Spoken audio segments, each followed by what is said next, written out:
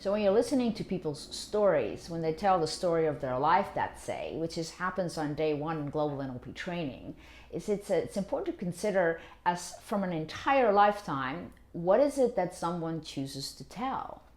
And it's not just about what is their identity necessarily, but think about it. A person has, let's say, 5 minutes to introduce themselves out of an entire lifetime, many minutes, many hours. Is what is it that they're going to pick when they present themselves towards strangers, in whatever context that is. In case of my class, it's a 7 or 16-day class, but at work you may present more your resume. And what's very interesting to me is it's not being said, but also what does someone pick in terms of who they are? Are they going to be talking more about the future as to what they want to have instead? Or are they going to talk more about their past? And if so, are they covering more the negative part of their past, more the positive part of their past? And is there sometimes a complete time distortion?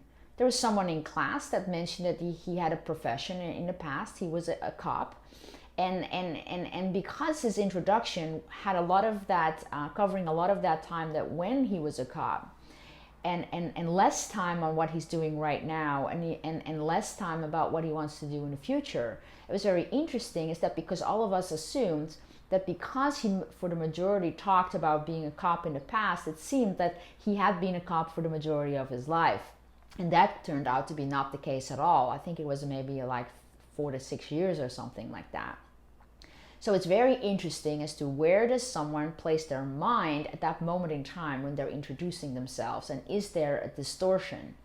Another good example is sometimes you meet people and they talk in almost present tense as if it happened last week, their divorce and that person that harmed them. But then when you meta model and question further, it turns out that this divorce has already happened 20 years earlier.